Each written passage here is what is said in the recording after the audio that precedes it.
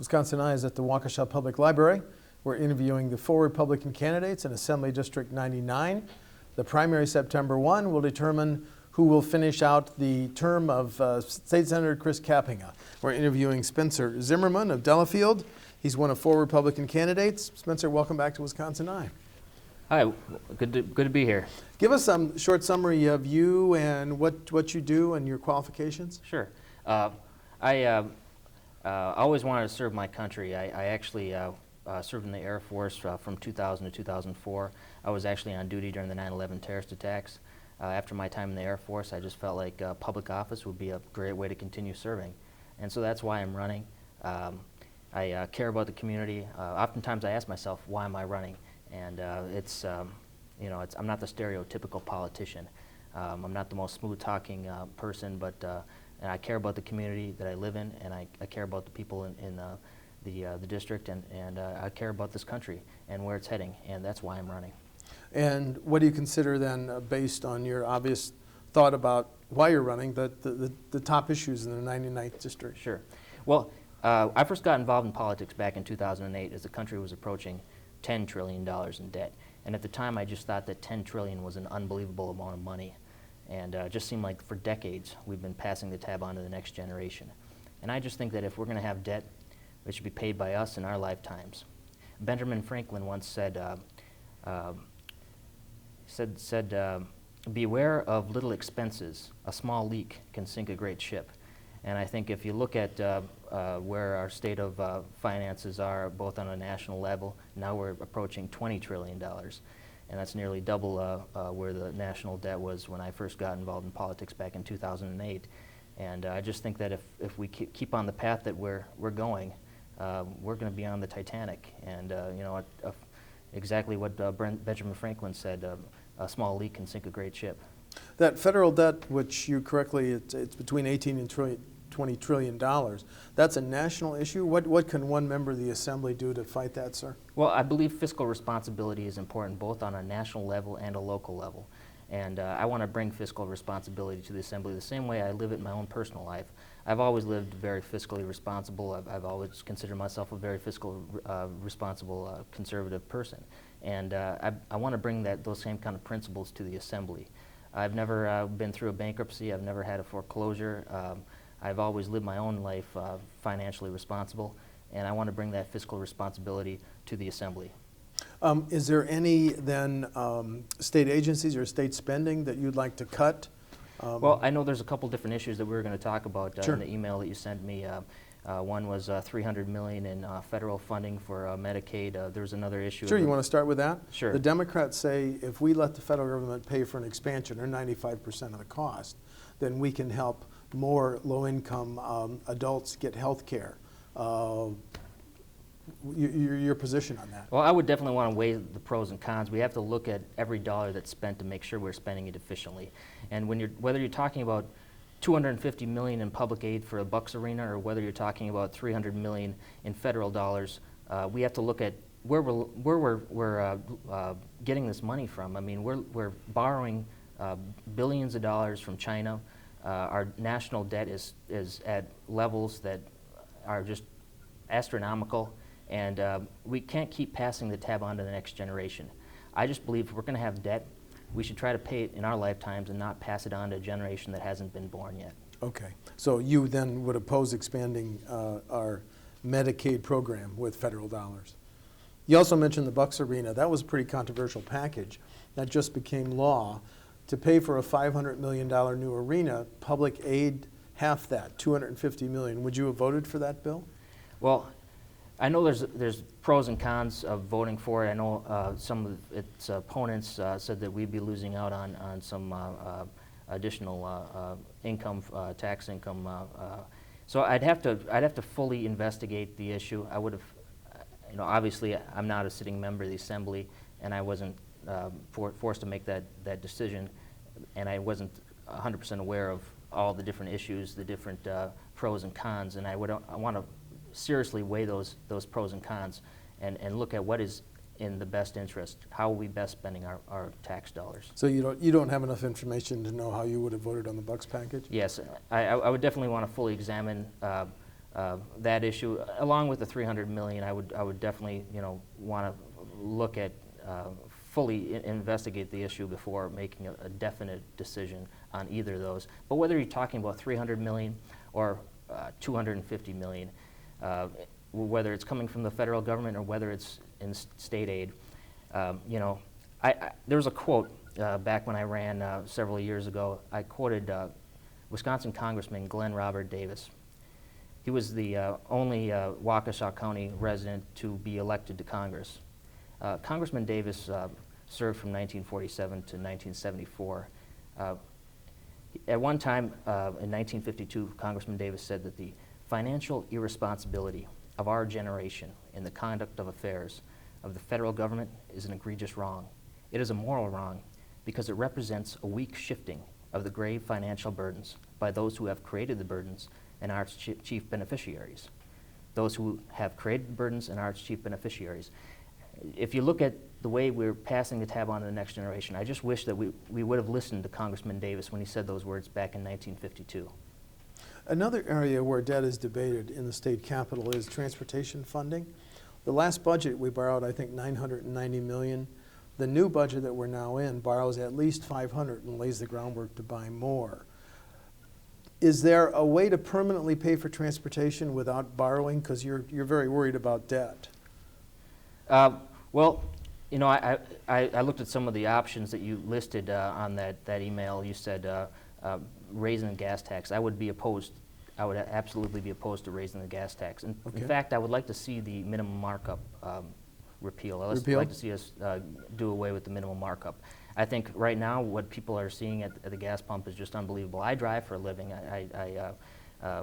When I was in the Air Force, I worked as a system administrator, computer system administrator, but it was for a mobile unit. So I got my commercial driver's license, and I've been driving professionally ever since. Mm-hmm. And for someone who drives every day and is on the roads, seeing $3 and change at the pump is tough.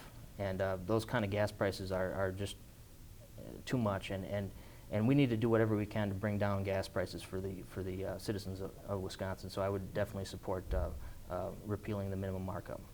And another option is raising the $75 that we pay to register our vehicles. That hasn't been increased since 2008. Would you consider raising that? I also don't want to see any fee increases. I think we need to explore all options. And in all honesty, I'd like to see Illinois pay for Wisconsin roads. If you look at how much money that Wisconsin drivers have been paying on the roads in Illinois, paying to the toll system in Illinois, Mm-hmm. I would like to see a system of tolls at the Wisconsin-Illinois border only for vehicles entering Wisconsin with out-of-state plates.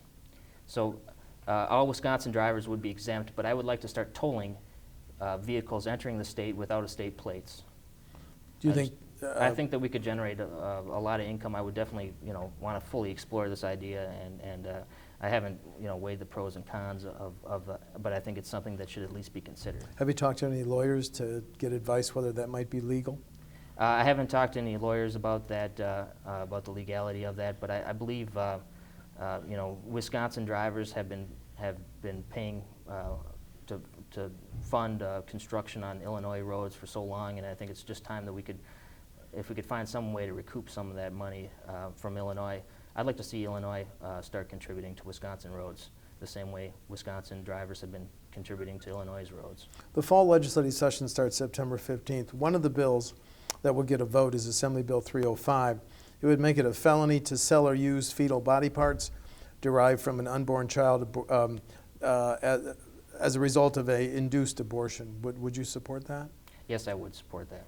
And the bill that banned abortions after 20 weeks, would you have also voted for that? I would have supported that as well. There's a study committee in the Assembly that is studying whether there would be any savings and whether it would be worthwhile to merge our 16 technical colleges and our 13 two-year UW colleges. Do you think there might be some potential savings there? Should some realignment be pursued? I think we should definitely examine it, definitely continue to research the feasibility of that and see what kind of savings we could draw from that merging. Another vote that's being shaping up in the fall session is doing away with or restructuring the government Accountability Board. Any thoughts on that agency that was created in 2008 to supervise campaign finance, lobbying, and ethics regulations? Again, like the merging of the technical colleges with the UW college, two-year colleges, I think that should also be investigated. We should definitely look into the feasibility of abolishing the Government Accountability Board. But we also have to look at what are we going to replace it with? Are we going to go back? Are we going to go from 6 judges to political, campaign Appointees? political Partisans. partisans. I think we should definitely investigate the feasibility and look at all of our options. So it should be something. It should be something that should be considered.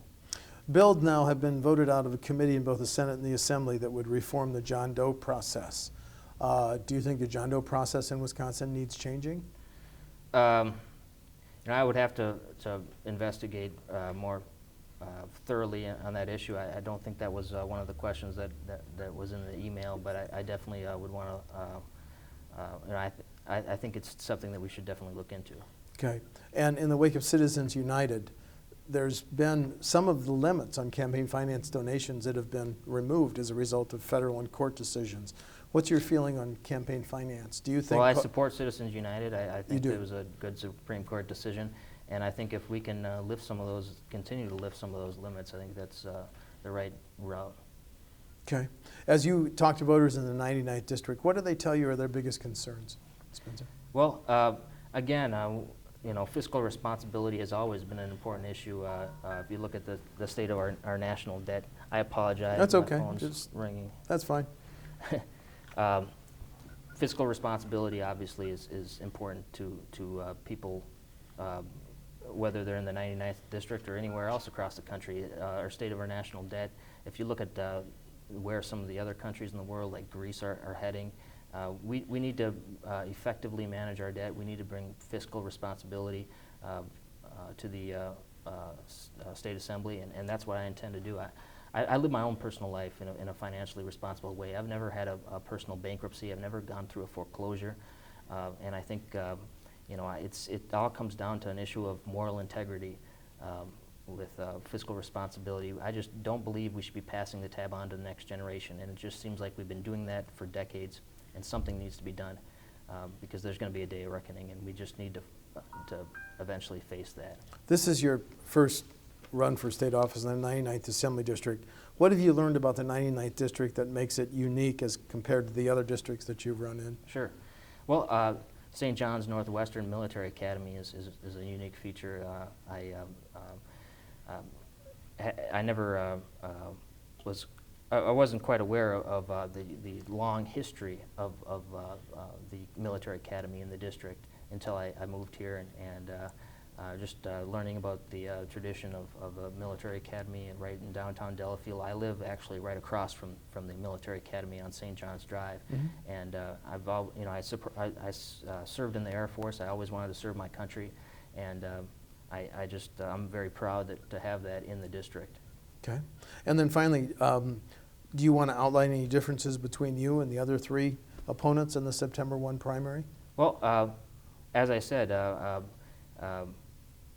fiscal responsibility is one of my central priorities, and it's part of the central part of my platform, and it's the way I live my life. And we have very good candidates running. 3 very good candidates are running also besides me.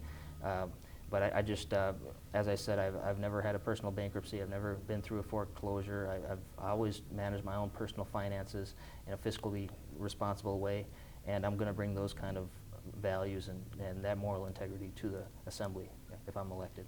Okay, thank you. Spencer Zimmerman of Delafield is one of 4 Republican candidates in the September 1 primary. In the September 1, in Assembly District 99, excuse me. The winner of that September 1 primary will fill the term of now State Senator Chris Kappinga. Spencer, thanks for talking to Wisconsin Eye. Thank you. Thank you.